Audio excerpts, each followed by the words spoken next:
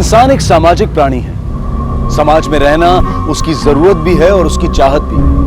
और अपनी इसी जरूरत और चाहत को पूरा करने के लिए इंसान ने देश और समाज की रचना की, रिश्ते जोड़े, परिवार बनाए, और तब उसे जरूरत महसूस हुई एक ऐसी व्यवस्था की जिसकी मदद से ना सिर्फ इन सभी संस्थानों को सुरक्षित रखा जा सके, बल्कि जो इन्हें सुचारू रूप से चलाने में भी मददगार साबित हो। और इसी जरूरत को पूरा करने के लिए उसने कुछ कानून बनाए, सामाजिक उत्तरदायित्व तय किए गए और परिवार और रिश्तों को बांधे और बनाए रखने के लिए कुछ अलिखित नैतिक दायरे तय किए गए, जो आज भी हमारे इन संस्थानों को व्यवस्थित और सुचारू रूप से चलाने की अपनी जिम्मेदारी निभाते आ रहे हैं। इन नियमों से छेड़छाड़ या फिर इन नैतिक दायरों को तोड़ने या पार करने की कोशिश के क्या दुष्परिणाम होते हैं, यही हम देखेंगे हमारे आज के इस केस में।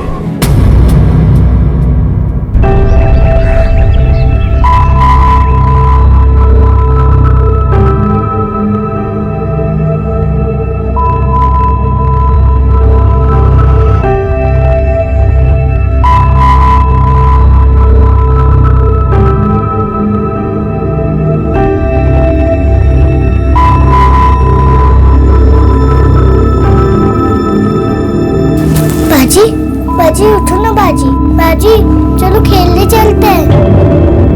बाजी उठो ना बाजी। अम्मी देखो ना, अम्मी देखो ना, बाजी उठी नहीं रही। मायरा उठ बच्ची, देख ना गुड़िया क्या कह रही है। अमीरा, अमीरा उठ बच्ची, क्या हुआ तुझे? कुछ बोलते क्यों नहीं अमीरा? अमीरा, अमीरा! दादा, बड़ी अम्मी, अमीरा बाजी को कुछ हो गया, वो उठी नहीं रही। क्या कह रही है?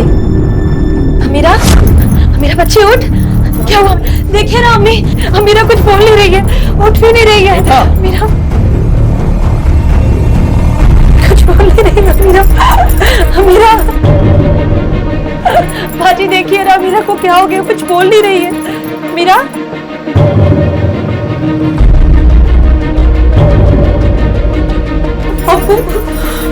अमीरा,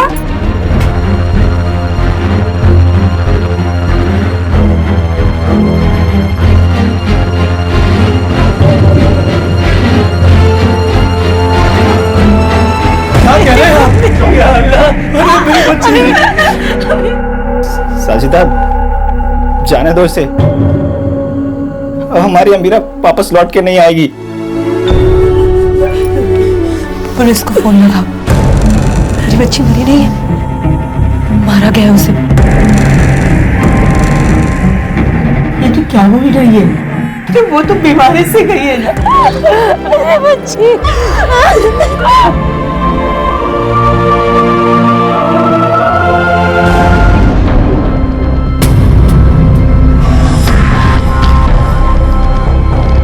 साहब, साहब चलिए मेरे साथ। साहब क्या हुआ? किसी ने मेरी बच्ची को मार डाला है साहब। खुदा के वास्ते चलिए साहब मेरे साथ, चलिए साहब।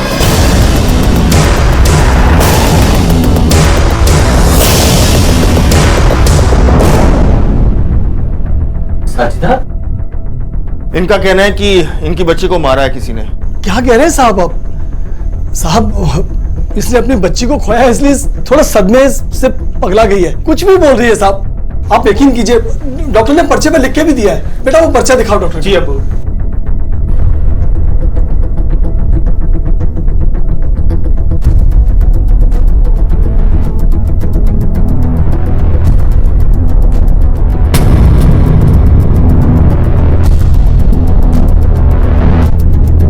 ठीक है, इनका ख्याल रखिए।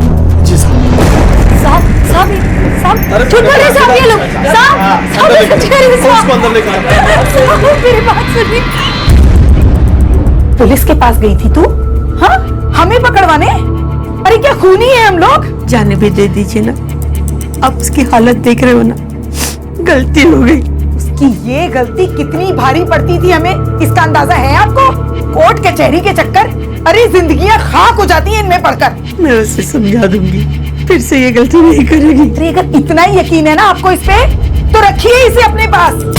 हमें नहीं चाहिए ऐसी बहू जो हमें जेल कराने पे तुली हो, नहीं चाहिए इसे।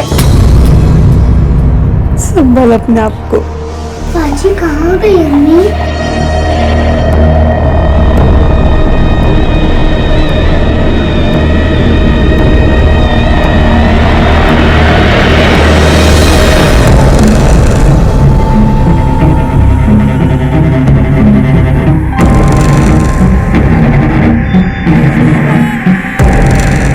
मैं बस इतना चाहती है कि घर पे से किसी ने मारा है उसको। साहब वो खुद नहीं मरी है, उसका खून किया गया है। आप इतना यकीन से कैसे कह सकती हैं? क्या वो बीमार नहीं थी? थी साहब बीमार वो, तेज बुखार था सिर्फ उसको, और कल रात को तो वो भी उतर गया था। रात भर जाकर उसके माथे पर ठंडी पट्टियां रख रही थी मैं।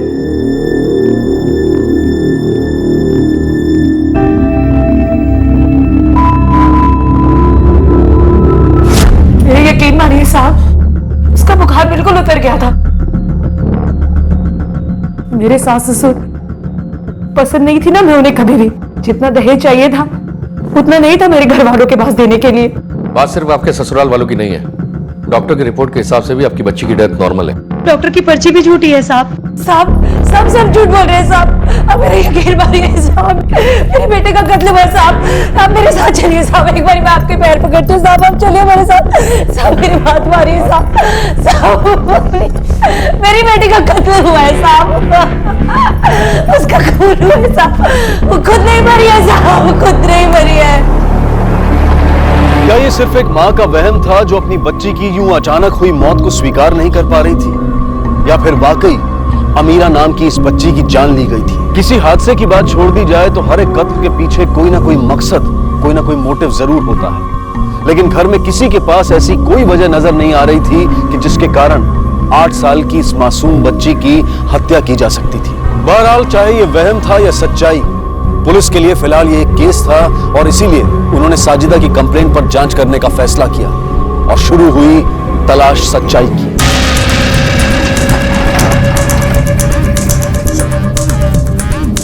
साहब, आज से पहले तो साजिदा से हमें कोई परेशानी थी ना, हम लोगों ने कभी साजिदा को परेशान किया।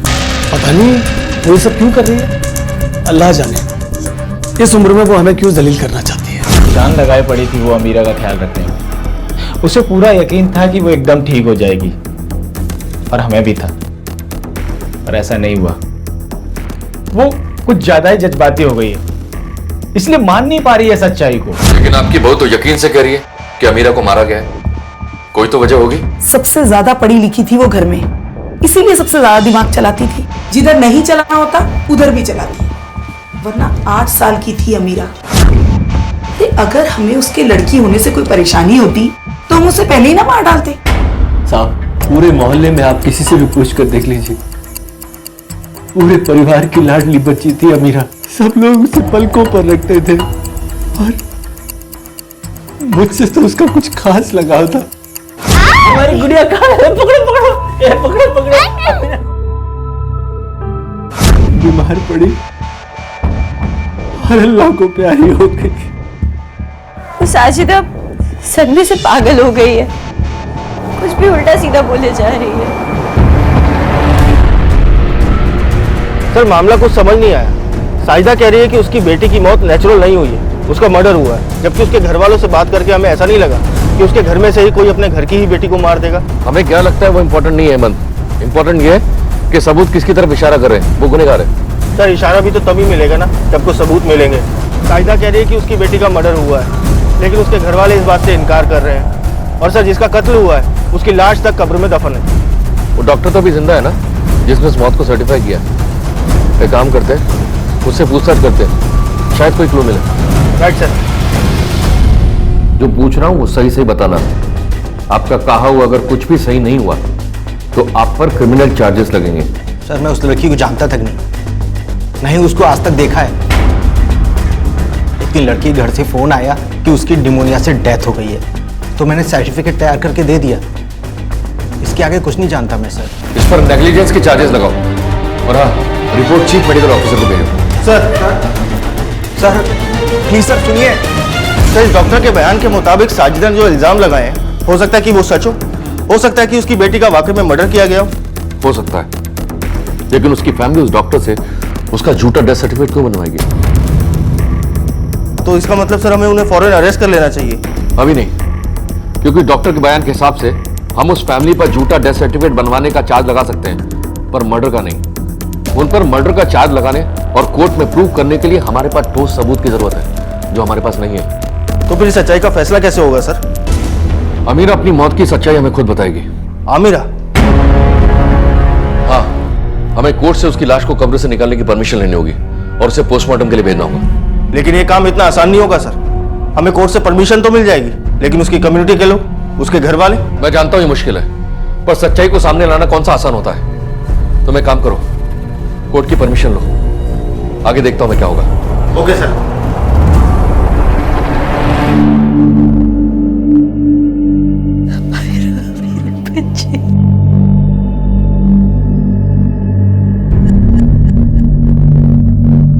बड़े अब्बू, हमें बहुत रो रही हैं, आप चल के चुप कराओ ना उन्हें। ठीक है, हम चलते हैं तुम्हारे साथ, हम समझाते हैं। हाँ? चलो।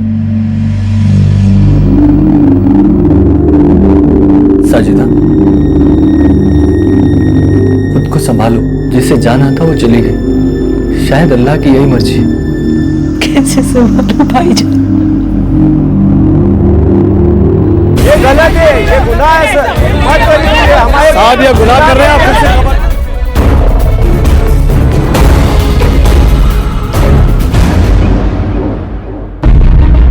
पड़ गई ठंडक तेरे कलेजे को।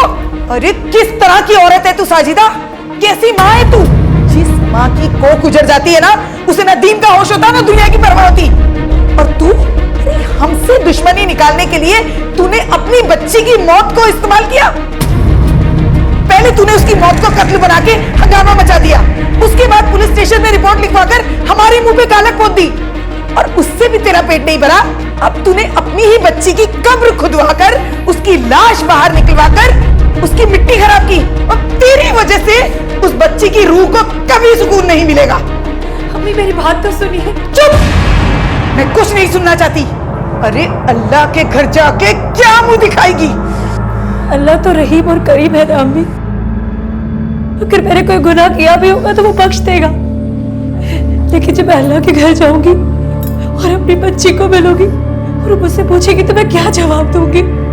वो कहेगी ना, अम्मी तू तो जानती थी ना कि मेरे साथ नाइंसाफी हुई है, तो क्यों इंसाफ नहीं दिलवाया मुझे? क्यों सजा नहीं दिलवाई मेरे कातिलों को? क्या वो दिखाऊंगी मैं अपनी बच्ची को? यानी तू अपनी हरकतों से बाज नहीं आएगी। ये जंग मैं अपनी बच्ची को इंसाफ दिलाने के लिए लड़ रही हूँ, और मैं इसे अधूरा नहीं छोड़ूंगी, किसी भी सूरत में नहीं। तो एक बात याद रख, इस जंग से तुझे सिर्फ एक चीज हासिल होगी, पछतावा। समझी? याद रखना मेरी बात को। सर, आमिरा की मां साजिदा आई है। भेजो उसे। साहब पता चला मेरी बच्ची की जान कैसे गई थी? फिलहाल नहीं, लेकिन हमने बॉडी को पोस्टमार्टम के लिए भेजा है। जल्दी पता लग जाएगा उसकी मौत कैसे हुई है। वैसे हाँ, एक बात जरूर कहना चाहूंगा, हो सकता है कि आपका शक सही हो सकता है नहीं साहब, ऐसा ही है साहब। मेरा दिल मेरे बच्चे के लिए कभी झूठ नहीं बोल सकता साहब। मुझे पूरा विश्वास है कि मेरी बच्ची को जानबूझकर इस दुनिया से रुखसत किया गया है साहब। आपको मेरी अमीरा का वास्ता साहब, मेरी मदद करिए साहब।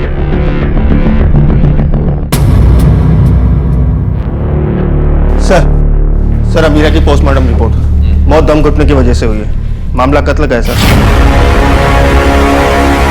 इसका मतलब साजिदा सही कह रही थी।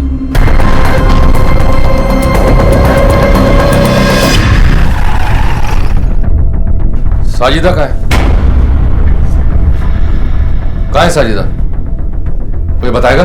साहब, साजिदा और गुड़िया कल रात से गायब है। गायब हो गए मतलब? साहब कल रात को दोनों घर पे ही थे। सुबह उठकर देखा तो घर में दिखाई नहीं पड़े। हमने आसपास में ढूंढा भी, पर वो हमें मिली नहीं। तुम्हें नहीं मिले ना, लेकिन हम उन्हें ढूंढ ही निकालेंगे। क्या है ना, कत्ल और झूठ ये ज्यादा दिन नहीं छुपते, एक ना एक दिन सामने आ ही जाते। मतलब ये कि अमीरा की मौत नेचुरल डेथ नहीं, किसी ने उसका कत्ल किया है। मुझे साजिदा और बच्ची की फोटो चाहिए। मैं फोटो लेकर आता हूँ।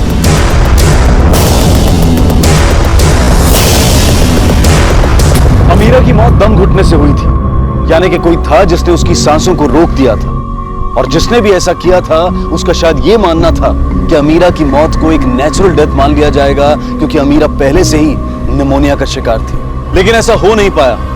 एक मां ने अपनी बच्ची की मौत की वजह को भांप लिया और अब वो उसे इंसाफ दिलाना चाहती थी। अमीरा की मौत के हल हुए इस सवाल ने कई और सवाल खड़े कर दिए थे, जिसमें सबसे बड़ा सवाल यह था कि जिस किसी ने भी इस जुर्म को अंजाम दिया था वो कौन था, और अगर वो उसी घर का कोई सदस्य था तो क्या साजिदा और उसकी दूसरी बेटी गुड़िया की जान खतरे में थी?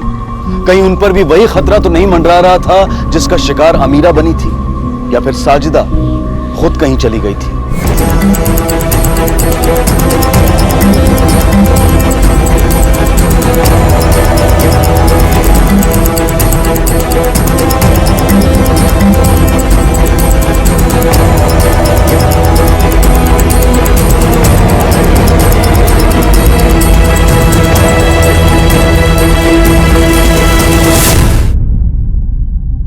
अल्लाह हमारा गवाह है साहब, हमने कुछ नहीं किया।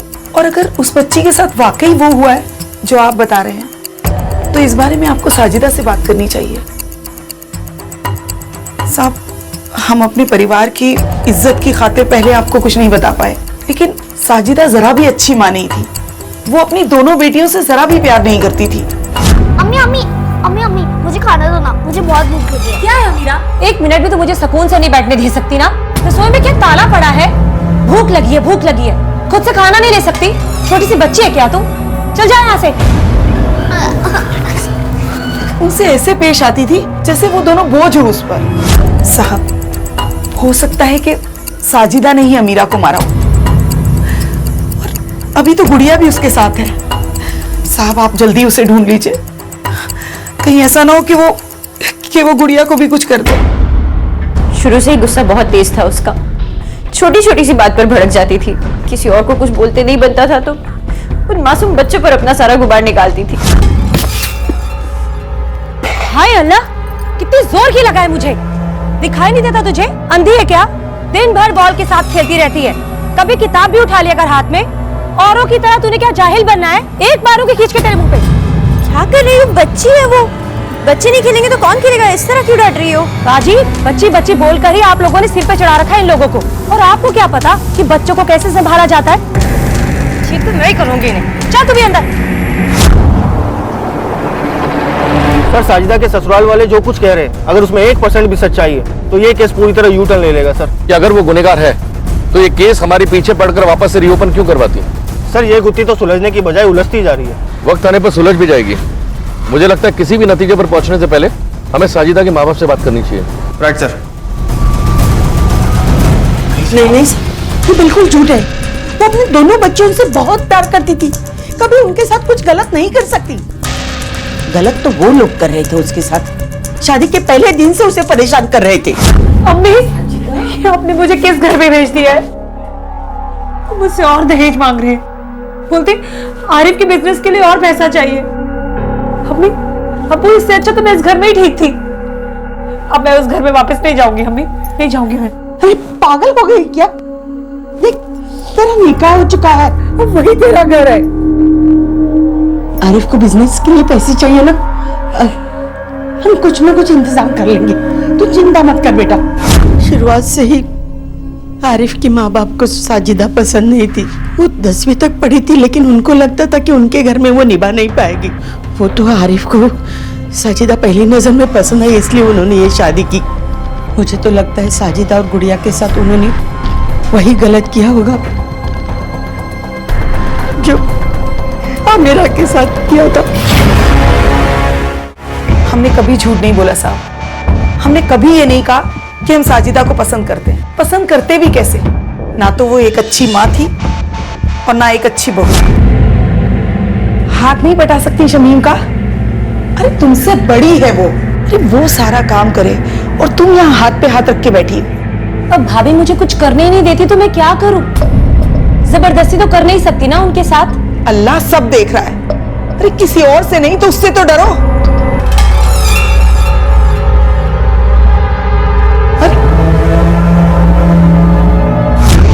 जिस रात अमीरा की मौत हुई उस रात आप लोग कहाँ थे? यहीं थे साहब, अपने घर में। अपने कमरे में सो रहे थे।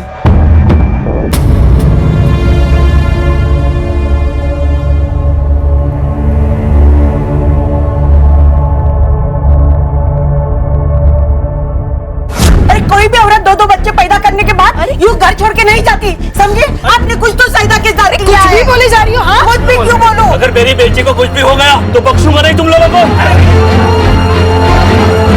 Hello, police station.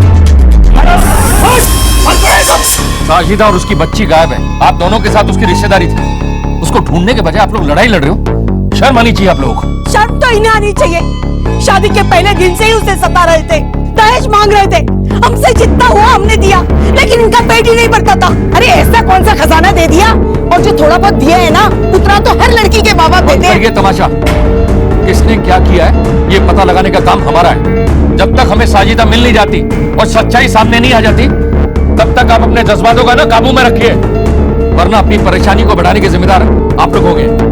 चलिए अपने घर, कोई बाहर नहीं दिखेगा। चलिए, कोई यहां दिखना नहीं चाहिए मुझे। चलो चलो अपने घर, निकलो ऐसे। चलो।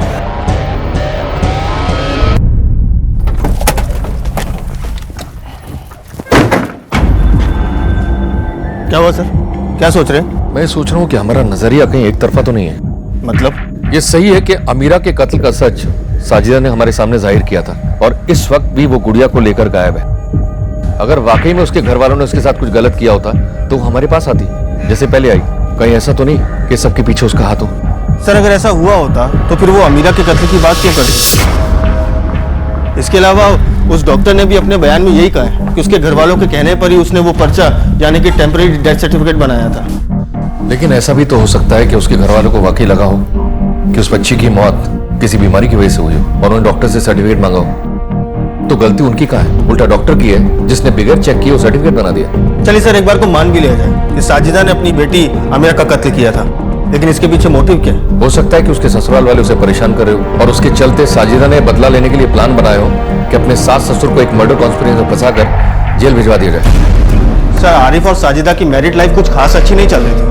हो सकता है इसी वजह से साजिदा का किसी के साथ अफेयर चल रहा हो, जिसके चलते उसने अपनी बेटी को मारा और हमारी नजरों में ससुराल वालों को कत्ल का जिम्मेदार ठहराकर अपने प्रेमी के साथ गायब हो गई, ताकि हमें ये लगे कि उसके गायब होने के पीछे भी उसके ससुराल वालों का हाथ है, जिससे कि उसका मकसद और बदला दोनों पूरा हो जाते हैं। हो सकता है, पर इसमें से कौन सी थ्योरी सही है ये तय करने के लिए पहले हमें साजिदा की जिंदगी के साथ साथ उसके घर वालों की जिंदगी को भी बड़ी बारीकी से टटोलना होगा।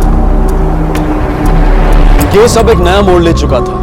अब तक शिकार नजर आ रही साजिदा का नाम भी सस्पेक्ट्स की लिस्ट में शामिल हो चुका था, लेकिन पुलिस के एड़ी चोटी का जोर लगाने के बावजूद उसका कुछ पता नहीं चल रहा था। पुलिस या अपने माँ बाप के पास जाने का रास्ता साजिदा के पास अब भी खुला था, लेकिन उसने ये रास्ता नहीं चुना और अपनी बेटी को लेकर गायब हो गई। साफ था कि कुछ तो ऐसी बात थी जिसे वो छिपाना चाहती थी। मतलब ये कि साजिदा अपनी बच्ची की मौत को कत्ल बताती है और अपने ससुराल वालों पर इल्जाम लगाकर खुद फरार हो गई है। हमने साजिदा को बहुत ढूंढा, अब भी ढूंढ रहे, लेकिन उसका कुछ पता नहीं चला। मतलब साफ है, या तो वो खुद सामने नहीं आ रही या फिर उसने अपनी बच्ची अमीरा का मर्डर किया है।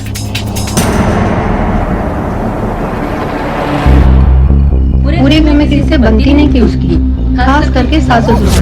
वक्त गई थी, जीना हराम कर दिया है हमारा। चली जा। अम्मी क्या कर रहे हो? अम्मी दरवाजा खोलो।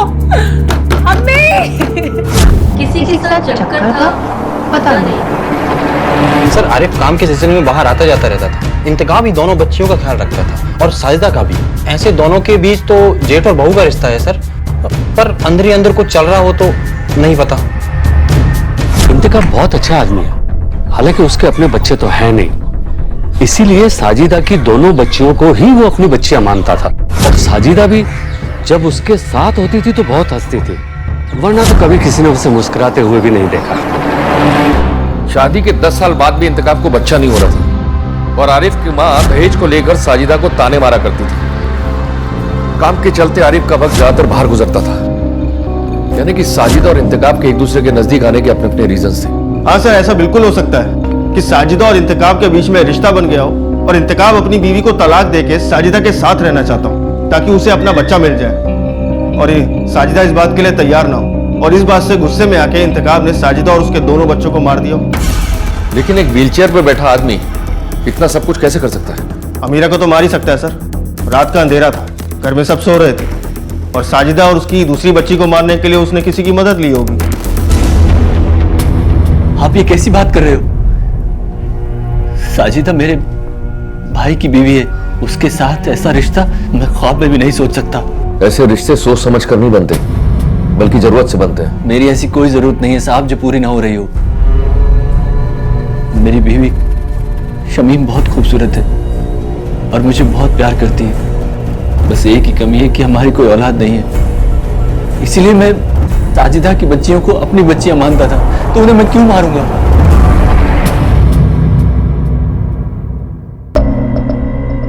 अम्मी मैं कर देती हूँ। ये बू कहाँ से आ रही है इतनी गंदी? आ तो मुझे भी रही है, शायद किसी ने पीछे कचरा जलाया होगा। ये कचरा जलने की बू नहीं है, तो इधर से आ रही है।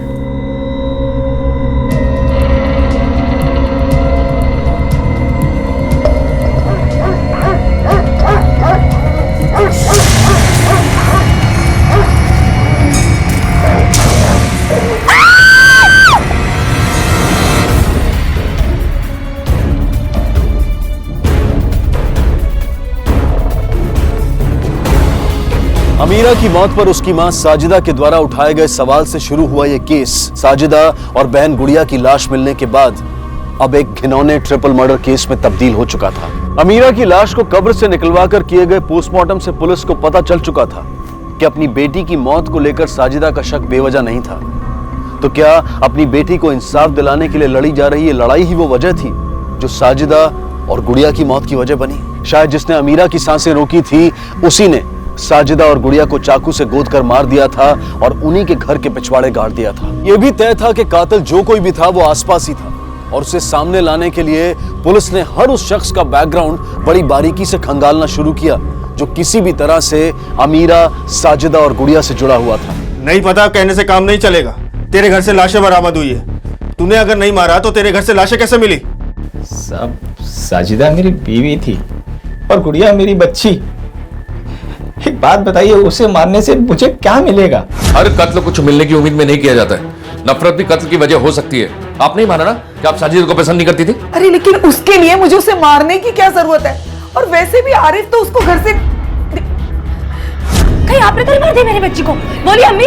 हाँ, और अब्बू आपको दहेज चाहिए था ना मेरे घर से? उतना दहेज तो मैं लाई नहीं अपने घर से। पहुंच दिया हो तुम अपनी हरकतों से। अरे बड़ों का लिहाज करना भी भूल गई हो तुम। रुको मैं बताता हूँ, जल्दी कर बाहर। और इसे भी लेके जा। अब्बू रुको, लेके जा इसे। देखो दिमाग अगर ठिकाने आ जाए तो वापस चली आना, वरना कहीं भी चली जाना। क्यों मारा तूने साजिदा और गुड़िया को? नहीं साहब, मैंने नहीं मारा मैंने साहब। सब साजिदा मेरे घर वालों को इल्जाम लगा रही थी। मेरी बेटी को मारने का इल्जाम लगाया था उसने। सब मैंने उसे बहुत समझाने की कोशिश की, लेकिन वो अपने जिद के आगे एक नहीं सुनती। सब मुझे गुस्सा आ गया, इसलिए मैंने उसे घर से धक्के मार के बाहर निकाल दिया। लेकिन साहब ये नहीं पता था कि वो ऐसे गायब हो जाएगी। देख, तेरे किसी झूठ का पता लगा ना तो अगली बार नहीं छोड़ूंगा।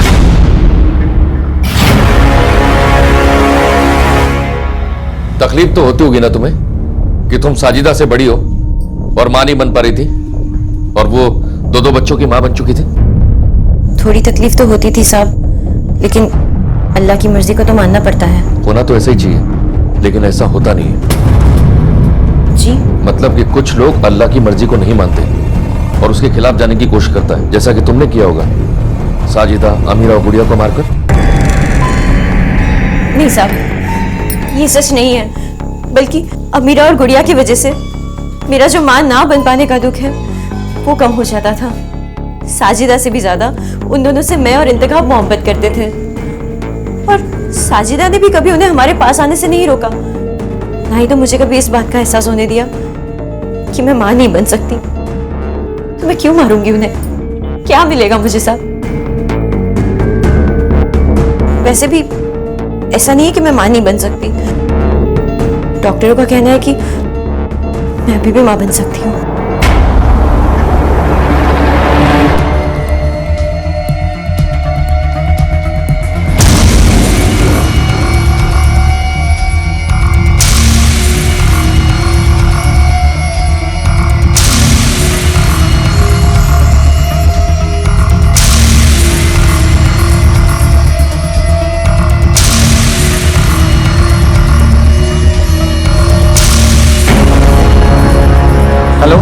सर शमीम के बारे में पता चला है कि वो रेगुलर बेसिस पे हॉस्पिटल जाया करती थी और वो भी हमेशा अकेले।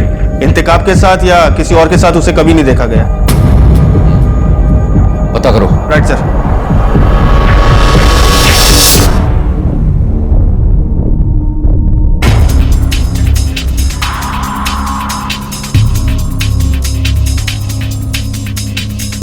Shamim Ansari, wife of Intekhab Ansari, regular basis पे आपके पास आती है। अभी थोड़ी देर पहले भी आई थी। बता सकती हैं क्यों? इंस्पेक्टर साहब, शमीम यहाँ पर अपने प्रेगनेंसी रिपोर्ट लेने आई थी। Pregnancy test? हाँ जी। बता सकती हैं कि वो नेगेटिव था या positive? I am sorry inspector साहब, ये इन्फॉर्मेशन हम आपको नहीं बता सकते। Doctor, it's a legal matter, वरना मैं आपसे कभी भी आपके पेशेंट्स की इन्फॉर्मेशन शेयर करने के लिए नहीं बोलता। प्लीज मदद कीजिए। उसकी रिपोर्ट पॉजिटिव है, वो प्रेग्नेंट है। इतने सालों से इंतकाब और शमीम को बच्चा नहीं हो रहा था और अचानक से वो प्रेग्नेंट हो गई। हो ना हो शमीम का कहीं अफेयर चल रहा हो और ये बच्चा इंतकाब का नहीं बल्कि उस प्रेमी का हो। लेकिन सर, इस बात का इन मर्डर से क्या कनेक्शन है? वैसे तो कोई कनेक्शन नहीं है, पर हाँ हो सकता है कि साजिदा और गुड़िया ने उसे उसके प्रेमी के साथ देखा होगा और शमीम डर गई हो और इस डर के कारण उसने उन दोनों का मर्डर करवा दिया हो। एक काम करो, शमीम की पूरी कुंडली निकालो, उसके करीबी लोगों को पूछताछ करो। हो सकता है कि इनमें से कोई मर्द हो जिसके साथ उसका चक्कर हो। और हाँ, उसके पति इंतकाब को ही पुलिस स्टेशन बुला लो, उससे पूछताछ करनी होगी। क्या वो जानता था उसकी पत्नी पेट से है? Okay sir. ये आप क्या कह रहे हैं साहब? शमीम पेट से है? ये बात सुनकर जिससे तू चौंक रहा है, इसका मतलब तुझे इस बारे में कुछ पता ही नहीं है और ना ही तू उस बच्चे का बाप है। साहब, आपको कोई गलत फहमी हुई है, ये सच नहीं है। ये तेरी बीवी की प्रेगनेंसी रिपोर्ट। गलतफहमी हमें नहीं तुझे हो रही है।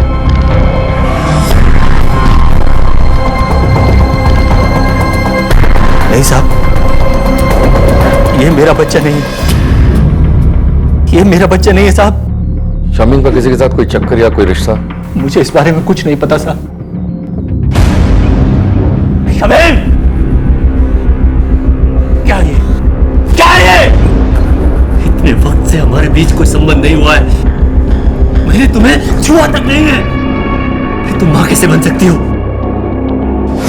सच सच बताओ मुझे, किसका बच्चा है ये? किसके साथ तुम्हारा चक्कर चल रहा है? किसके साथ मुंह काला किया? बोलो। कैसी बातें कर रहे हैं आप? मेरा किसी के साथ कोई चक्कर नहीं चल रहा है।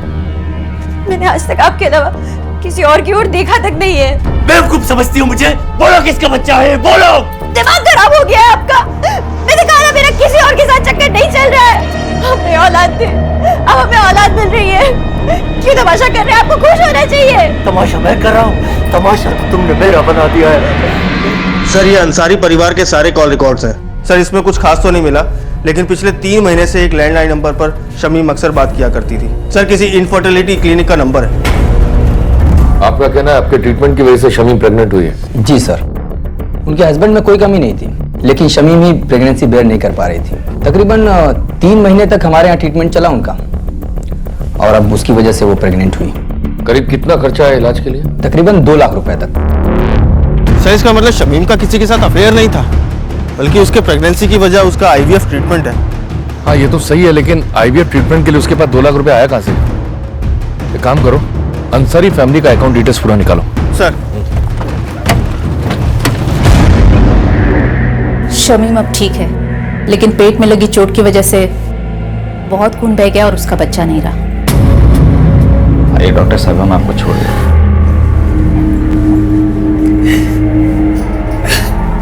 क्या किया तूने? क्या किया?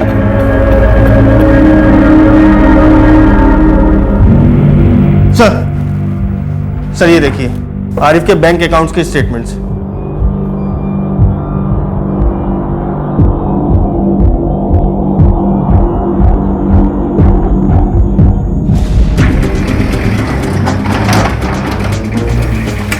अरे इंस्पेक्टर साहब, आप यहाँ? इंस्पेक्टर साहब, क्या हुआ साहब? अरे साहब, शमीम, हम तुम्हें साजिदा, अमीरा और गुड़िया के कत्ल के जुर्म में गिरफ्तार करने आए।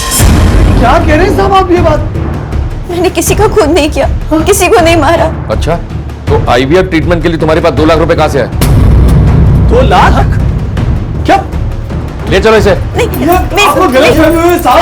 बता दूं। सबको बाहर लेकर जाओ। बात तो सुनिए आप। बाहर लेकर जाओ, बाहर लेकर जाओ। चलिए बाहर। सच सच बताओ, सब कुछ सच सच बताओ मुझे। 10 सालों से हम बेऔलाद थे। मुझे IVF के बारे में पता चला। मैं जानती थी मैं अगर इंतखाब को इस बारे में बताऊंगी तो वो नहीं मानेंगे। एक दिन अचानक मुझे एक कॉल आया। आप मुझे 2 लाख? कहीं मजाक तो नहीं ना? लेकिन वो मजाक नहीं था। मुझे वाकई 2 लाख रुपए मिल सकते थे IVF ट्रीटमेंट के लिए, लेकिन एक शर्त पर। मेरे होश उड़ गए थे। मुझे फैसला उसी वक्त लेना था। मैं किसी भी कीमत पर मां बनना चाहती थी। मुझे मंजूर है, मैं साजिदा को मार डालूंगी। लेकिन अमीरा न जाने कैसे वहां आ गई और उसने सब सुन लिया। और उसके बाद तुमने साजिदा और उसकी बच्ची को। साहब मैं सच कह रही हूँ, उन्हें मैंने नहीं मारा। आरिफ ने उन्हें घर से निकाल दिया था। जब वो घर पर ही नहीं थे तो मैं उन्हें मारती कैसे? तो फिर तुम्हें साजिदा को मारने का ऑफर किसने दिया? किसका फोन आया था? हाँ, मैंने ही कहा था शमीम को साजिदा को मारने के लिए। पर क्यों? क्योंकि मैं प्यार करती हूँ आरिफ से। आरिफ? शादी करना चाहते थे हम दोनों, लेकिन साजिदा के रहते ये मुमकिन नहीं था। तुझे पहले से पता था कि नहीं? मुझे पहले ही पता था। वो 2 लाख रुपए उसे मैंने दिए थे शमीम भाभी को देने के लिए। लेकिन शमीम का तो कहना है कि ना उसने साजिदा को मारा है और ना ही गुड़िया को।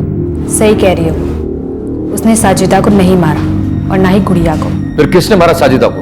आरिफ ने तो साजिदा को घर से बाहर निकाल दिया था। फिर कब और कहां मारा?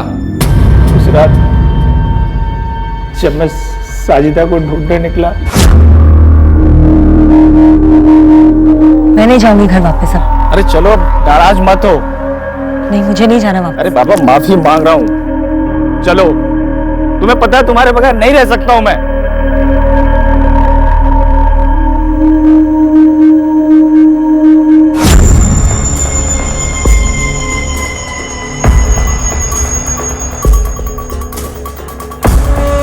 हम लोग ये पीछे वाले रास्ते से क्यों आए? अरे तुम्हें पता है ना, आगे के रास्ते से जाएंगे तो सब लोग जग जाएंगे। और अम्मी को जानती हो क्या जवाब दोगी? उन्हें कौन समझाएगा? तुम भी नहीं समझा सकती, 100 सवाल करेंगी तुमसे। और फिर तूने साजिदा और अपनी छोटी बेटी को मार दिया, उनकी लाश को वहीं दफना दिया। नहीं साहब, नहीं साहब, मैंने नहीं साहब, मैंने नहीं। वो उसने। अब सड़ो पूरी जिंदगी। किसी भी रिश्ते में बंधे 2 लोगों के बीच आपसी समझ और प्यार का खत्म हो जाना दुर्भाग्यपूर्ण तो है, लेकिन अस्वाभाविक बिल्कुल नहीं।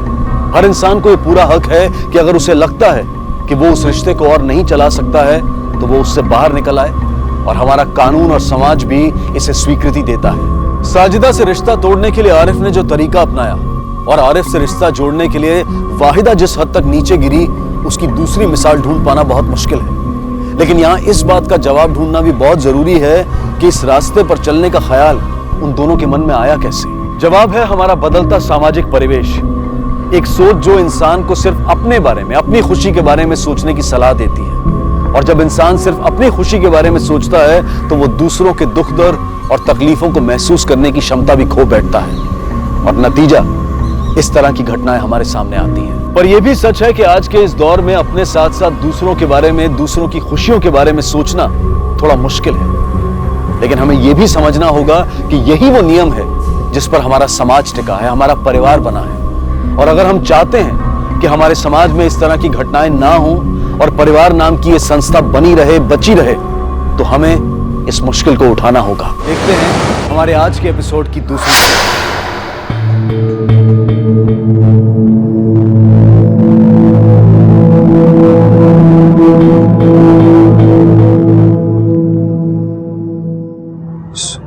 स्वाति,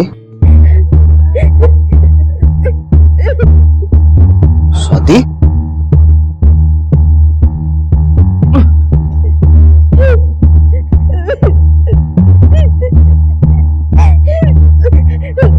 स्वाति, तुम रोकी काय झाले? दादा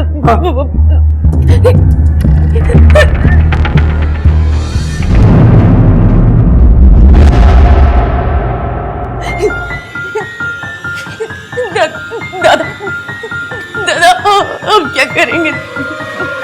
क्या करेंगे?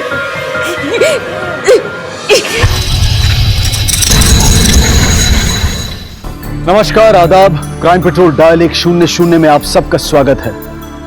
आजादी और बंधन के बीच की जंग सदियों पुरानी है। क्या होता है जब एक व्यक्ति की आजादी दूसरे को खलने लगती है, और इसी आजादी को मिटाने की कोशिश में लोग अक्सर हिंसा और जुर्म का रास्ता अपना लेते हैं। आज की कहानी इंसानी रिश्तों की उन जटिलताओं को बयां करती है जो दिलो दिमाग को झकझोर कर रख देती हैं। आखिर स्वाति और उसके भाई ने ऐसा क्या देखा था, क्यों घबराए हुए थे वो इतने?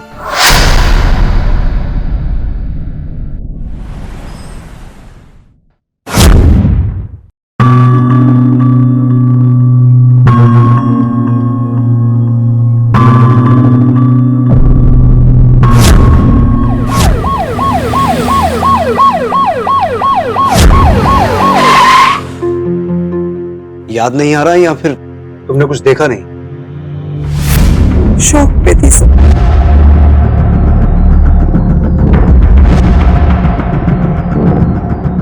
और तुम्हारे कपड़े, I mean, किसी ने तुम्हारे साथ जबरदस्ती करने की कोशिश की? बोलो कविता, कहीं किसी ने तुम्हारे साथ कुछ? नहीं सर, जब तक होश था तब तक कुछ भी नहीं हुआ था। जब मैं बेहोश हो गई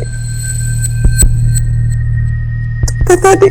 रिलैक्स कविता, हमने तुम्हारे कुछ टेस्ट किए हैं जिसकी रिपोर्ट आने के बाद ही कंफर्म हो पाएगा कि तुम्हारे साथ रेप हुआ है या नहीं। वैसे कविता, इतनी रात को तुम वहां क्या कर रही थी? सब मैं ऑफिस से आ रही थी। कॉल सेंटर में काम करती हूँ, नाइट शिफ्ट थी मेरी। किसी पर शक है तुम्हें? कविता, किसी पर शक है तो बताओ हमें। पापा। क्या पागल हो गई है क्या तू? एक मिनट मैडम, बोलने दीजिए उसे।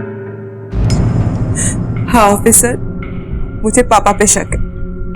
He hates me, नफरत करते वो मुझसे। और उस दिन रात को जब मैंने फोन किया। कौन? वो मैं कविता। पापा वो ना, एक्चुअली मेरी स्कूटी खराब हो गई थी रास्ते में। मुझे ना बहुत डर लग रहा है। क्या आप आ सकते हैं? वो मैं ना मिल्क फैक्ट्री से बस थोड़ी सी आगे हूँ। डर लग रहा है अभी कि बार अगर दोबारा फोन किया ना, उधर ही आके गला घोट दूंगा तेरा। वैसे भी मैंने तो कहा ही था ना कि वो मुझे मार देंगे, है ना? सिर्फ पापा जानते थे कि मैं उस वक्त कहाँ पे थी।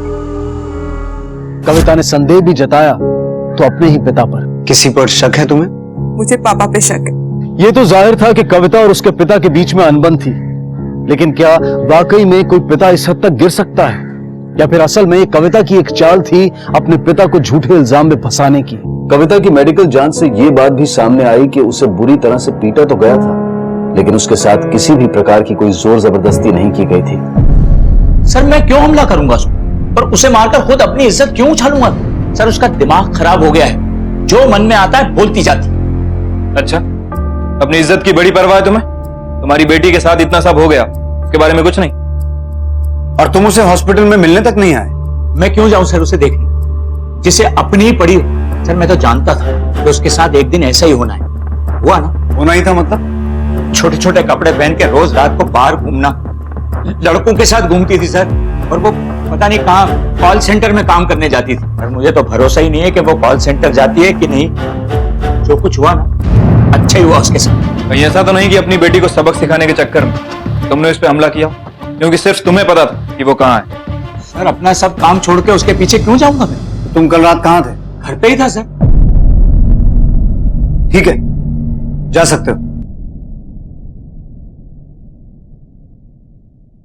इसके फोन रिकॉर्ड्स निकलवाओ और इसके फोन की लोकेशन ट्रेस करके ये देखो कि जिस वक्त कविता पे हमला हुआ ये कहां था। Okay sir.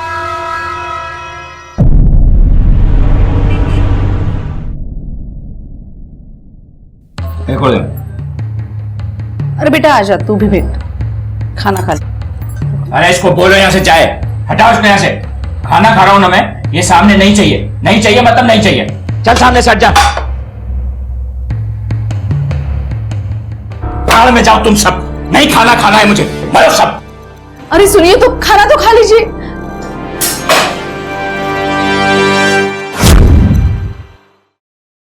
सर, कविता के बाप राजीव जोशी के फोन रिकॉर्ड। सर रिकॉर्ड के हिसाब से जिस वक्त कविता पर हमला हुआ राजीव का फोन घर पर ही था। हो सकता है अपना फोन जानबूझकर घर पे छोड़ के गया हो। लेकिन सर बीबी और बेटे के हिसाब से उस दिन राजीव घर पर ही था। ये भी तो हो सकता है राणे कि उन दोनों के सोने के बाद गया हो सकता है सर मुझे लगता है कि कविता नफरत के चलते अपने बाप को फंसाने की कोशिश कर रही है, क्योंकि सर ऐसे कितने ही केसेस होते हैं जिसमें विक्टिम खुद अपने आप को चोट पहुंचाता। हो सकता है। फिलहाल तुम बाप पे नजर रखो और कविता जिन जिन लोगों के टच में थी उनके बारे में इंफॉर्मेशन निकालो। Okay sir. Good morning sir, क्या हुआ? हाँ गुड मॉर्निंग। सुनो सर्विसिंग कराओ गाड़ी का। हर रोज प्रॉब्लम दे रहे हैं यार, लास्ट वीक ही तो लाया था। सर मैं फोन कर दिया आपको देखने के बाद क्या प्रॉब्लम है। हाँ सर जाइए ना, फोन करेगी ये। होटल में मिलेगी या गैराज में ही? अरे क्या तमाशा लगा रखा है? चाबी दो। हर रोज का नाटक रहता है तुम लोगों का, नहीं कराना है तुमके साथ काम। अरे सर मैं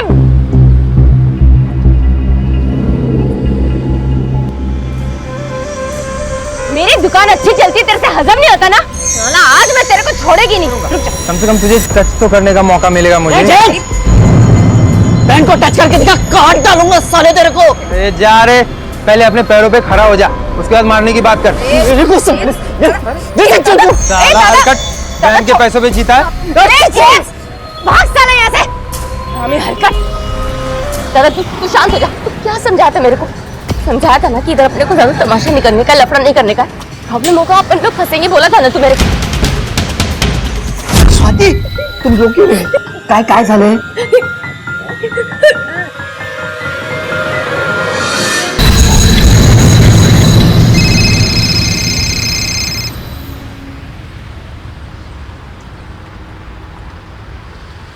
हेलो,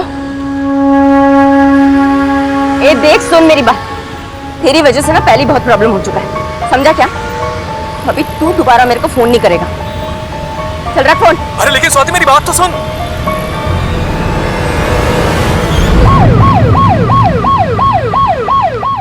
आप रोज रात शराब पीकर तमाशा करता है। कविता की वजह से और क्या? रात भर लड़कों के साथ घूमना, इतनी छोटी छोटी कपड़े पहनना, छी। एकदम हिटलर टाइप आदमी। बीवी को, बच्चों को, सबको डरा के रखा है। अब बेटी बड़ी हो गई है, जॉब वॉब करने लगी है, उल्टा जवाब देती है तो झगड़े होने लगे हैं। साहब लोग तो बहुत कुछ बोलते हैं, सोसाइटी में किस घर में झगड़ा नहीं होता? और हम तो देखते सुनते रहते हैं। माँ और बेटे में ठीक है, लेकिन बाप और बेटी में बहुत झगड़ा होता है। अच्छा 9 तारीख की रात को क्या हुआ था? सब कुछ खास तो नहीं हुआ। कविता मैडम देर नाइट के लिए ड्यूटी पे गई थी। उनके पिताजी को पैग लगाने की आदत है। वहाँ देर रात तक बालकनी में रुकी हुई थी।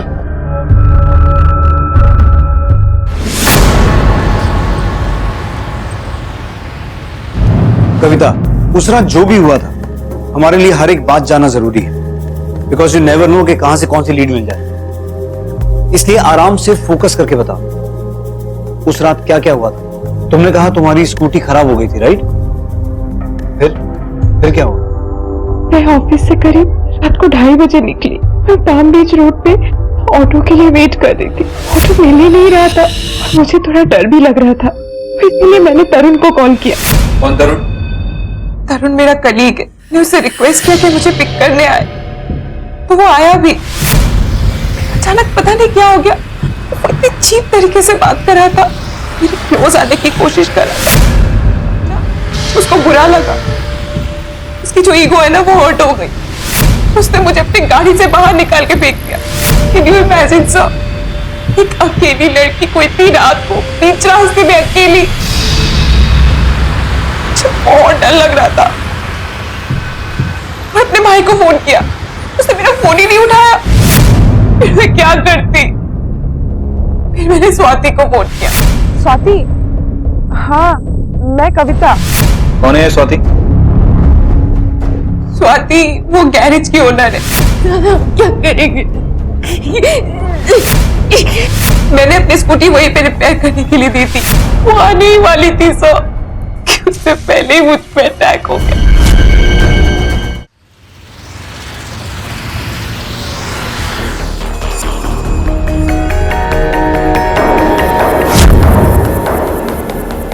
सरासर झूठ बोल रही है सर वो, और ये करती है ऑफिस में भी। All this dirty games. लेकिन कविता झूठ क्यों बोलेगी? क्या फायदा उसका इसमें? दरअसल सर क्योंकि मैं उसको भाव नहीं देता हूँ, और ऑफिस में सभी लड़के इस बात को जानते हैं, इसलिए जानबूझकर फंसाने की कोशिश कर रही है सर मुझे। और गाड़ी तो मेरे पास है ही नहीं सर। ठीक है, जा सकते हो। Thank you.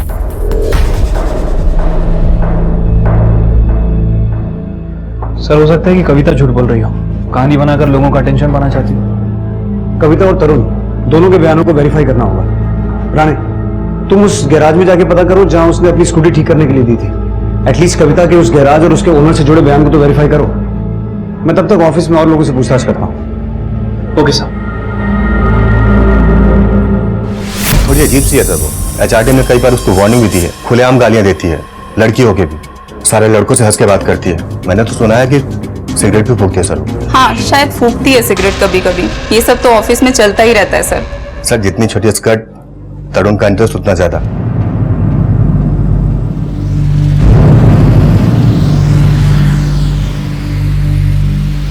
स्वाति, इधर आओ।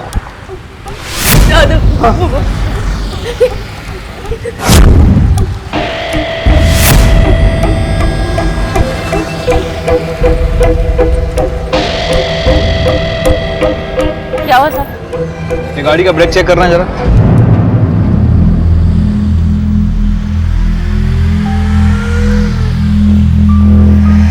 अच्छा स्वाति, किसी कविता को जानती हो तुम? हाँ जानती ना मैं उसको साहब। उसकी स्कूटी दरिज बनने आती है। अभी थोड़े दिन पहले ही चाहिए थी, बना के रखा था, फिर पता नहीं अचानक उसका फोन आया रात को कि वो किधर अटक गई है। तो तुम स्कूटी डिलीवरी करने गई? जी ना साहब। उसके बाद क्या हुआ? फिर कुछ नहीं साहब, मैं उधर गई पर वो किधर मेरे को दिखी नहीं। फिर मैं थोड़ी देर उधर रुकी, उसको बहुत फोन लगाया, वो फोन नहीं उठाई। तो अभी कितनी देर में रुकती उधर, फिर मैं आ गई। और तरुण था क्या कविता के साथ? तो जाती है ना तरुण को? हाँ जानती ना साहब, ये भी इधर ही चाहता है अपनी बाइक लेके सर्विस के लिए। बाइक या कार? नहीं कार तो नहीं साहब, बाइक ही बस उसके पास।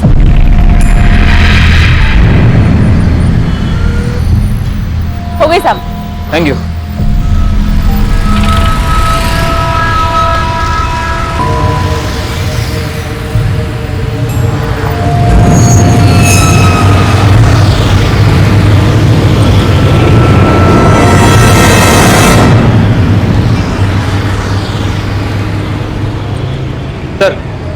कोई कंक्रीट इन्फॉर्मेशन नहीं है, लेकिन एक बात तो है राणे, कविता और तरुण इन दोनों में से कोई एक तो झूठ बोल रहा है। सर गैरेज चलाने वाली लड़की स्वाति के हिसाब से उस रात उसने तरुण और कविता को एक साथ नहीं देखा था। सर स्वाति से बात करके ऐसा लग रहा है कि हमसे जरूर कुछ ना कुछ छुपा रही है। आई मीन कविता उसकी रेगुलर क्लाइंट हो सकता है कि कविता के बारे में ऐसा कुछ जानती हो जो हमसे नहीं बता रही हो। और सर एक और अजीब बात, अगर तरुण ने वाकई कविता के साथ बदतमीजी की थी तो फिर कविता ने डायरेक्टली तरुण का नाम क्यों नहीं लिया? आई मीन अपने बाप पर क्यों इल्जाम लगा रही थी? किसी पर शक है तुम्हें? मुझे पापा पे शक है। और तरुण के बारे में उसने जब बताया जब हमने उससे पूछताछ की। राणे, तरुण की कॉल रिकॉर्ड निकालते हैं। कविता के चरित्र पर कई उंगलियां उठाई जा रही थी, लेकिन क्या उस पर लगे सारे आरोप सही थे, या फिर यह नतीजा था समाज की संकुचित सोच का, जहां एक लड़की के कपड़े उसके चरित्र का मापदंड बन जाते हैं और वहीं आमतौर पर लड़के हंसी तो फंसी जैसी गलत धारणाएं बना लेते हैं। क्या कविता समाज की इसी पाखंडी वृत्ति का शिकार थी, या फिर वाकई में उसका बर्ताव भ्रष्ट किस्म का था? कविता पर हुए हमले का मामला सुलझाने से पहले पुलिस के लिए जरूरी था कि वो कविता के चरित्र से जुड़ी गुत्थी को सुलझाएं। माँ, मेरा काजल देखा है क्या? मिल नहीं रहा। ऐसे छोटे कपड़े पहनकर तुम क्या साबित करना चाहती हो? कुछ तो शर्म किया कर। प्लीज आप अपनी बकवास बंद कीजिए। वैसे भी मुझे लेट हो रहा है, मुझे ये सब नहीं सुनना है। तो हम हो गए। इतने कपड़े भी क्यों पहन रखे तूने?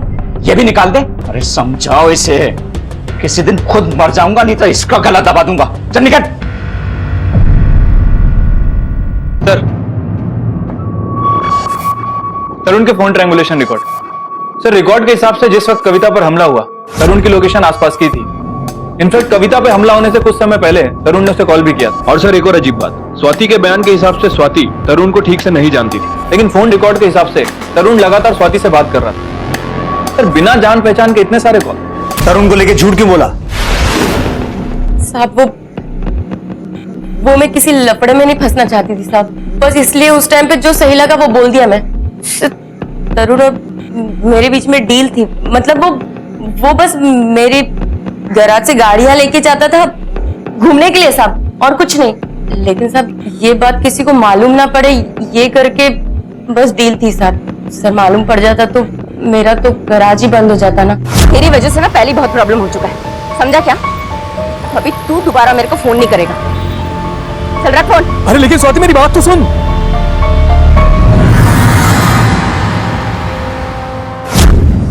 प्लीज सर, प्लीज देखिए, मारिए मत सर, मैंने कुछ नहीं किया। अगर तूने कुछ नहीं किया तो हमसे झूठ क्यों बोला? सॉरी सर, मैं घबरा गया था इसलिए। चल अब सीधा पॉइंट पे आ। उस रात तेरे और कविता के बीच में क्या हुआ था? वही जो कविता ने आपको बताया। मैंने गुस्से में उसे वहीं आधी रात को सड़क पर उतार दिया और मैं चला गया वहां से। और स्वाति, उसे इतने कॉल्स क्यों किए तूने? सब तरुण मेरे को अच्छा लगता था, वो मेरी इज्जत भी करता था साहब, हंस हंस के बात करता था। लेकिन साहब मैं बहुत जल्दी समझ गई वो काहे के लिए ये सब करता था, ताकि मैं उसको अपने गैराज की गाड़ियों की चाबी देती रहूं लोगों के सामने स्टाइल मारने के लिए। साहब मैं प्यार में थी लेकिन अंधी नहीं थी। वो सिर्फ कविता को लॉन्ग ड्राइव पे ले जाने के लिए मेरे गैराज से गाड़ियां लेके जाता था साहब। तो तुम तरुण को पसंद करती थी और तरुण कविता के आगे पीछे चक्कर काटता था, तो ये कैसी बातें कर रहे हैं? मैं भला कविता पे क्यों हमला करेगी साहब? और साहब कविता तो बहुत अच्छी लड़की थी, तभी तो वो रात को जब फंसी थी मैं उसकी मदद करने गई। ये क्या कर रही है कविता? बस इनफ मॉम, बहुत हो गया ये ड्रामा। हर रोज आप लोग का एक नया ड्रामा। मैं जा रही हूँ, मुझे नहीं रहना यहाँ। पागलपन मत करो कविता, कभी तो बात को समझा करो। और इतनी रात को तुम कहाँ जाओगी? लौट कर यही आना है ना? नहीं, कहीं भी जाऊंगी, मर जाऊंगी पर यहाँ वापस नहीं आऊंगी। दम घुटता है मेरा यहाँ, समझिए आप। रोजमर्रा की जिंदगी में चुनौतियों का सामना करती स्वाति और कविता दोनों शक के कटघरे में थी। इस केस में अब आगे बढ़ने का एक ही तरीका था, इन लोगों की सच्चाई और उनके आपसी संबंधों की तह तक पहुंचना। खुद कविता के चरित्र पर उंगलियां उठा रहे थे। बहरहाल जल्द ही ये मामला कितना भयानक मोड़ लेने वाला था, इसका अंदाजा खुद पुलिस तक को नहीं था। और ये बात आप लोग हमें आज बता रहे हैं? नहीं सर, हमें तो लगा था कि 1-2 दिन में घर वापस आ जाएगी। छोटा सा ही झगड़ा था, लेकिन इसका मतलब ये नहीं कि वो हमेशा के लिए घर छोड़कर चली जाएगी। आप ठीक कह रही हैं, लेकिन हर फैमिली की बेटी पर हमला नहीं होता है। आप लोगों को ज्यादा सतर्क रहना चाहिए था। सिचुएशन इतनी सीरियस है। और एनीवेज, आप लोगों की आखिरी बार बात कब हुई उससे? उसी रात को जब वो घर छोड़कर चली गई थी। सर वो अपनी स्कूटी पे गई थी। उसका फोन ट्राई किया? सर तभी से स्विच ऑफ आ रहा है। सर प्लीज कुछ कीजिए, उसे ढूंढ लाइए। सोच सोच के ही डर लग रहा है। एक तो पहले ये सब कुछ हो चुका है और अब तो ये अचानक से नए। राणे सर, कविता की फोटो हर जगह सर्कुलेट करवाओ, हर एक पुलिस स्टेशन को अलर्ट करो, स्कूटी की डिटेल्स इनसे ले लो और कविता के मोबाइल की लास्ट लोकेशन ट्रेस करो। उसे ढूंढना बहुत जरूरी है। हो सकता है वो हमलावर उसे फिर से नुकसान पहुंचाने की कोशिश करे। ओके सर, आइए।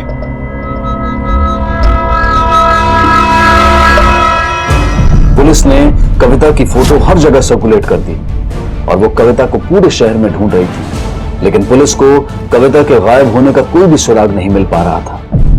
सर, ये तरुण की बातें अभी भी भरोसे के लायक नहीं लग रही। नजर रखनी होगी इस पर, और इस स्वाति देशमुख की भी पूरी बैकग्राउंड निकालो। Right sir. लेकिन सर कविता अभी भी गायब है और उसकी कोई इंफॉर्मेशन नहीं मिली। हो सकता है स्वाति के भाई प्रकाश ने इस काम में मदद की हो, या फिर इन दोनों भाई बहन ने मिलकर किसी तीसरी पार्टी से ये काम करवाया हो। भूलो मत राणे, अगर स्वाति तरुण को पसंद करती थी तो स्वाति का भाई प्रकाश भी चाहता था कि स्वाति की शादी जल्द से जल्द हो जाए, और स्वाति और तरुण के रिश्ते में एक ही रुकावट थी, कविता। लेकिन सर कविता और तरुण इन दोनों के बिहेवियर से तो ऐसा लग रहा है इनके बीच कुछ नहीं चल रहा था। सर हो सकता है कि स्वाति हमें गुमराह करने की कोशिश कर रही है। I mean, तरुण को गाड़ियां देने के पीछे कुछ और ही रीजन। वो सिर्फ कविता को लॉन्ग ड्राइव पे ले जाने के लिए मेरे गैराज से गाड़ियां लेके जाता था साहब। या सर ये भी हो सकता है कि कविता सच बोल रही है। उस पर जो हमला हुआ उसके पीछे उसके बाप राजेश जोशी कहाँ थे? फिलहाल तो हम किसी भी सस्पेक्ट को क्लीन चिट नहीं दे सकते, फिर भी इन सब के बारे में पूरी इंफॉर्मेशन निकालो, खासतौर पर स्वाति देशमुख के बारे में, तभी कुछ पता चलेगा। कविता के गायब होने के बाद ये केस और भी कॉम्प्लिकेटेड हो गया है। हमें कविता को जल्द से जल्द ढूंढना होगा। Okay sir.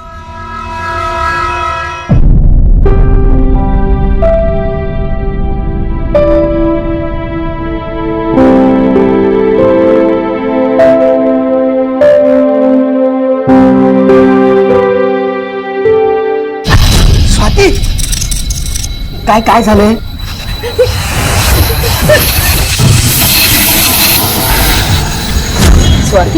स्वाति को तो हम कई सालों से जानते हैं साहब, बड़े साफ दिल की लड़की है। थोड़ी अजीब सी है वो, बात बात पे आदमियों से झगड़ा करती है। अरे दे, अभी नहीं मिली। बहुत भाग भाग के काम करते रहती है, कभी गैरेज का काम करती है तो कभी अपने भाई को संभालने जाती है। साहब आदमी देख के ही वो उस पर गिरने लगती है, तभी तो उसका काम धंधा इतना चल रहा है साहब। लेकिन तुझे इतना सब कैसे मालूम? मैंने देखा है सर, मेरे इतने सारे कस्टमर खा गई वो। सर आपने कहीं देखा है औरत को मैकेनिकगिरी करते हुए? तुझसे राय मांगी मैंने। एक बात बता, ये स्वाति का भाई जो प्रकाश है, कुछ जानता है इसके बारे में? सर अपन तो इन दोनों से दूर ही रहता है। ये दोनों भाई बहन ना एक नंबर के पागल है, सिर्फ मेरे साथ लड़ने के बहाने ढूंढते रहते हैं। सर मेरी बहन बहुत अच्छी है, वो शादी नहीं कर रही है क्योंकि उसे मेरी बहुत फिक्र है। उसके भाई की वजह से उसकी जिंदगी बर्बाद हो रही है, और कुछ नहीं सर। लेकिन आए दिन स्वाति का लोगों से झगड़ा होता रहता है, वो सब क्या है? सर हमारा धंधा ही कुछ ऐसा है, वर्कर लोग वरना तकलीफ देंगे, कस्टमर भी तकलीफ देंगे, तो सख्त तो होना ही पड़ता है। हाँ स्वाति सख्त है, पर वो किसी को चोट नहीं पहुंचाएगी, और कविता को तो कभी नहीं, वो तो हमारी रेगुलर कस्टमर है। सर मुझे ऐसा लगता है कि ये सब जेम्स ने किया होगा। सर वो जेम्स था, वो कविता की और बहुत गंदी नजरों से देखता था, बहुत बार देखा था मैंने। अरे प्रकाश, क्या बकवास किए जा रहा है तू मेरे बारे में? क्या बोल रहा है तू? क्या बोल रहा हूँ? झूठ बोल रहा है सर ये। सर मैं झूठ नहीं बोल रहा हूँ, मोहल्ले को पूछ लीजिए, बहुत गंदी नजरों से देखता है। सर मैंने कुछ नहीं किया सर। मैं बोल रहा हूँ। तमाशा नहीं चाहिए तुम्हारा। बोली तलाशी लो इन दोनों के गैरेज। अरे सर ये क्या दादागिरी है? सर वारंट, सर्च वारंट कुछ तो होता है सर, रूल्स भी होते हैं कुछ। पहले सर्च वारंट लेके आइए। रूल सिखाएगा तू हमें? हाँ? सर्च वारंट चाहिए ना तुझे? जरूर दूंगा, लेकिन तेरे खिलाफ अगर एक भी सबूत मिल गया ना, बच नहीं पाएगा तू। आखिर क्या कारण था जिसकी वजह से जेम्स ने पुलिस को अपने गैराज की तलाशी लेने से रोका था? क्या छिपा रहा था वो? ये सभी आरोपी किसी न किसी तरह कविता से जुड़े थे।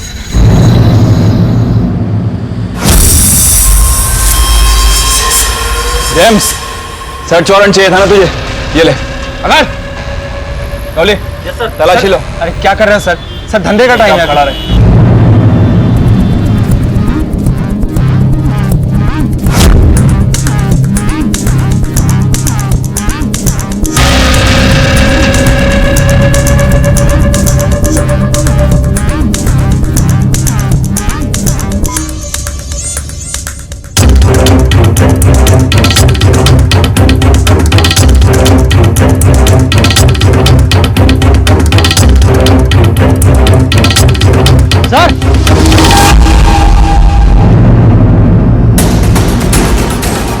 ऐसा लग रहा है कुछ दिन पहले ही खोदा गया।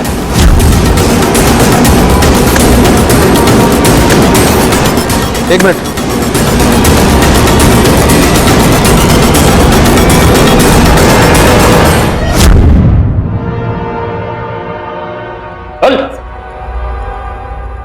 चल बोल, खुदाई क्यों की थी?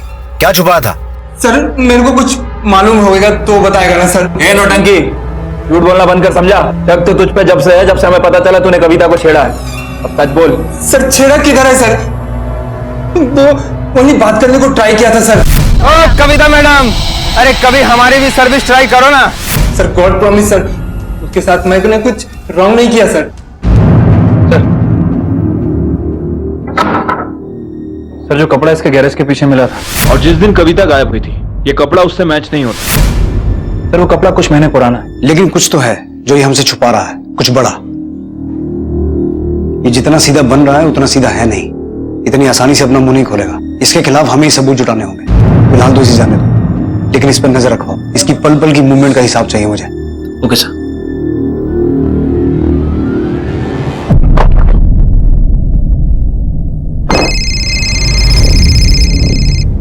हेलो, क्या?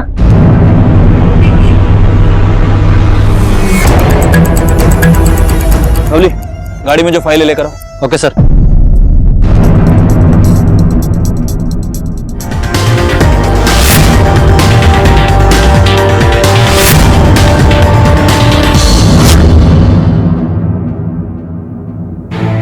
सर पोस्टमार्टम रिपोर्ट के हिसाब से बॉडी किसी फीमेल की है।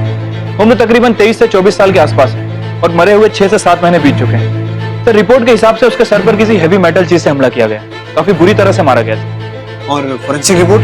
सर आपका अंदाजा सही था। जो कपड़ा हमें गैरेज में मिला जिसके ऊपर खून के धब्बे थे, वो धब्बे इस डेड बॉडी से मैच करते हैं। इसका मतलब ये डेड बॉडी कविता की नहीं है, बल्कि किसी और लड़की की है। तुमने कहा इस विक्टिम को किसी हैवी मेटेलिक चीज से मारा गया था,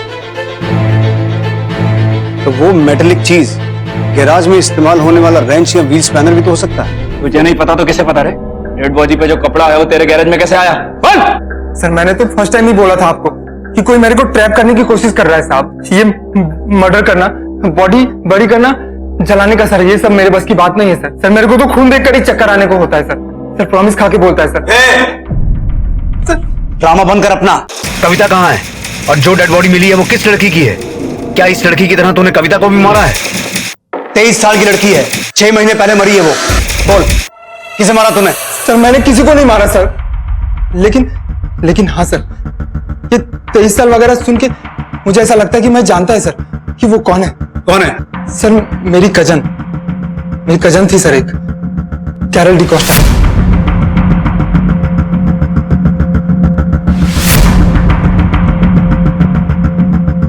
सर पिछले 6 महीने से वो भी मिसिंग है सर। सर हो सकता है ये वही हो सर। उस वक्त मैंने कंप्लेंट भी फाइल किया था सर, लेकिन कुछ पता नहीं चला साहब। राणे साहब, ये जिस लड़की की बात कर रहा है उसकी फैमिली की डिटेल लो इससे और कांटेक्ट करो उन्हें। Okay sir. कविता को गायब हुए अब 3 दिन बीत चुके थे। इस मामले की जांच के दौरान पुलिस के हाथ एक और लड़की की अधजली लाश लगी। 6 महीने पहले कत्ल का शिकार हुई ये लड़की आखिर कौन थी? पूछताछ के दौरान पुलिस के सामने आया एक और चौंका देने वाला सच, जब जेम्स ने पुलिस को अपनी गुमशुदा बहन कैरल के बारे में बताया। क्या कविता पर हुए हमले का इस मामले से कोई लेना देना था? कौन थी ये कैरल और उसका क्या संबंध था कविता के साथ? सर मिसेस डिकोस्टा ही हैं। कैरल डिकोस्टा की माँ? हाँ जी सर। ठीक है, राणे और मिसेस डिकोस्टा को अंदर भेजो। Okay sir. तो आपने कैरल की गुमशुदगी की रिपोर्ट फाइल नहीं की थी? सर मालूम ही कहा था कि वो मिसिंग है। हमको तो यही था कि वो किसी लड़के के साथ भाग गया, उसका अफेयर है किसी के साथ, शादी मनाया और रह रहा हुआ कहीं। वो तो 6 महीने के बाद जब आप लोगों का फोन आया तब हमको मालूम पड़ा कि क्या आप कविता को जानती हैं या कैरल से कभी उसका नाम सुना हो?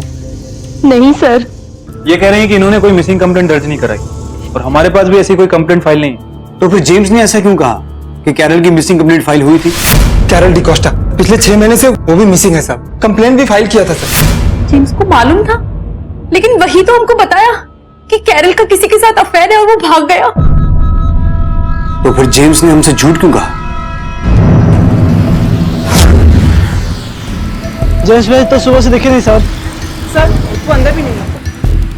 ठीक है तुम जाओ।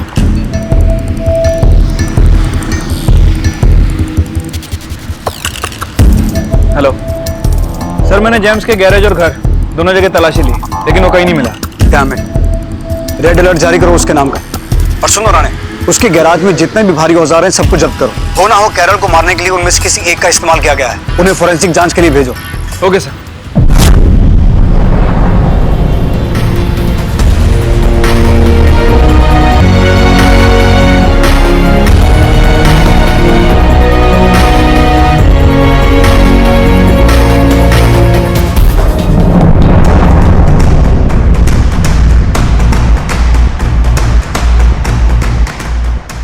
हेलो, क्या?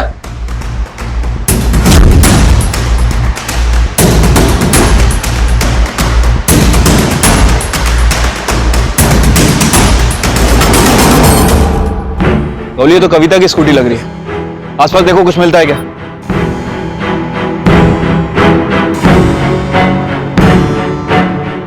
सर ये बैग और मोबाइल।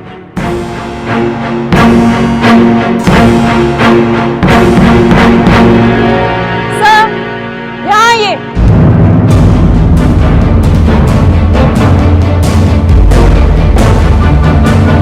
क्या?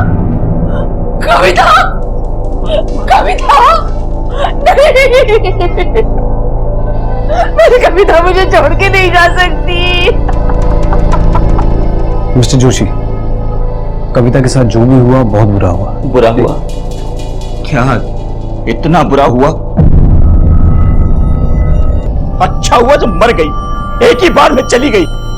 अरे चैन से जी सकूंगा अब मैं।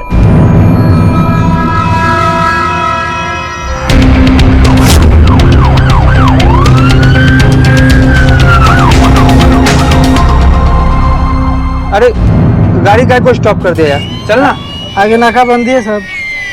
तो पीछे लेना, पीछे भी गाड़ी है ना। पकड़ इसको।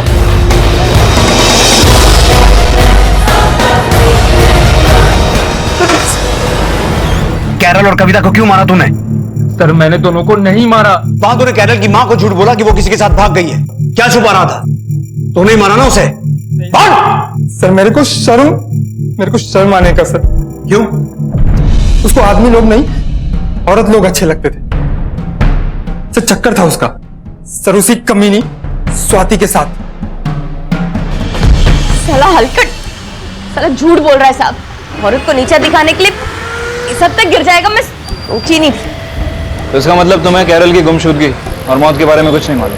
सब आती थी वो, इधर बैठती थी, बातें करती थी, चाय पीती थी सब, लेकिन एक दिन जेम्स के साथ उसका झगड़ा हुआ, उसके बाद वो इधर कभी दिखी ही नहीं।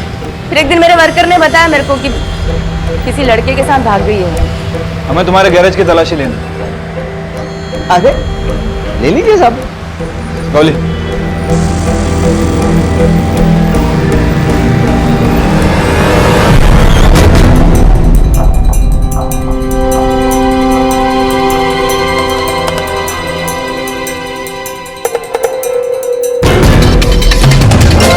सर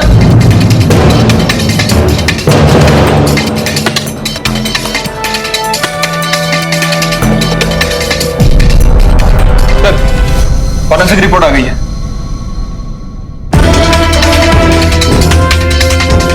लेके आओ। Okay sir.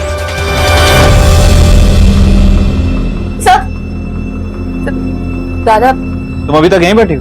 तुम घर जाओ। तुम्हारे भाई ने अपना गुनाह कबूल कर लिया। उसी ने कैरल डिकोस्टा का मर्डर किया। जाओ तुम घर। अडेल घर छोड़ गया इनको, ठीक है? सर क्या हुआ?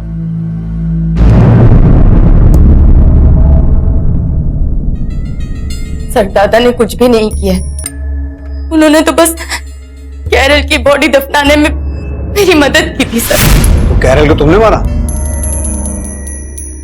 लेकिन गलती से, मैं उसे मारना नहीं चाहती थी सर। एक्चुअली कैरल मुझसे प्यार करती थी सर। मेरे साथ रहने के लिए वो जेम्स से लड़ रही थी और बात हाथ से निकल जाती। इससे पहले मैंने उसको समझाने की बहुत कोशिश की, लेकिन वो, मैं जानती है कि तू मेरे से प्यार करती थी, लेकिन मेरे मन में तेरे लिए कोई फीलिंग नहीं थी। सच्ची बोल रही हूँ। You bloody liar!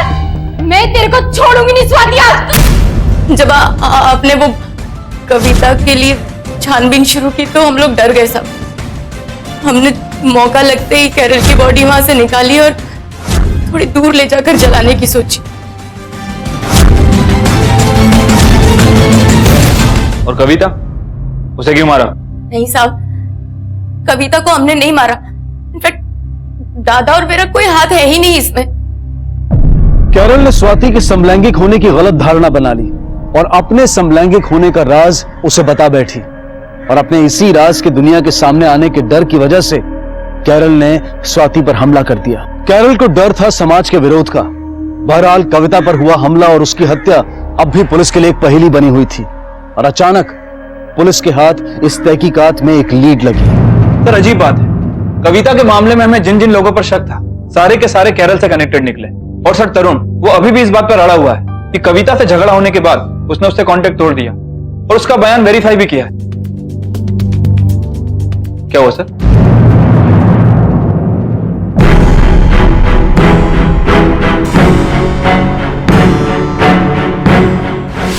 माँ बालकनी में देर रात तक किसी का वेट कर रही थी। अपनी बेटी का वेट कर रही है? नहीं।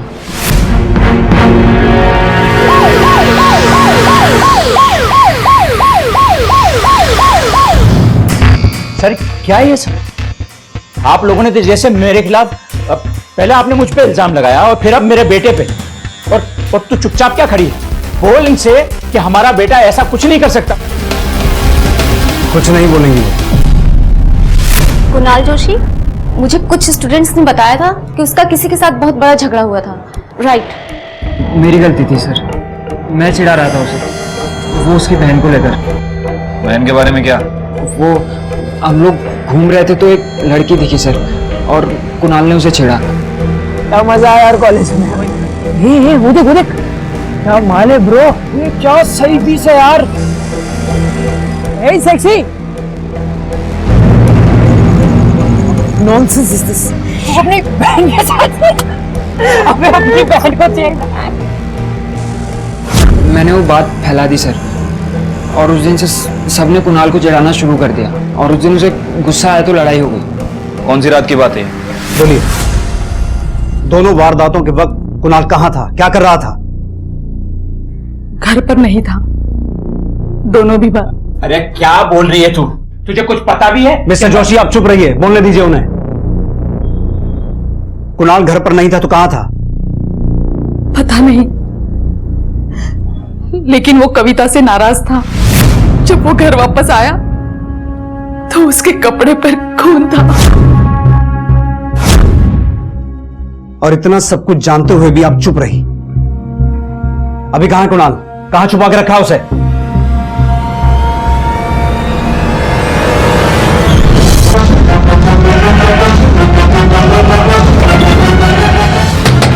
कुणाल, दरवाजा खोलो। राणे, दरवाजा लॉक है, तोड़ो।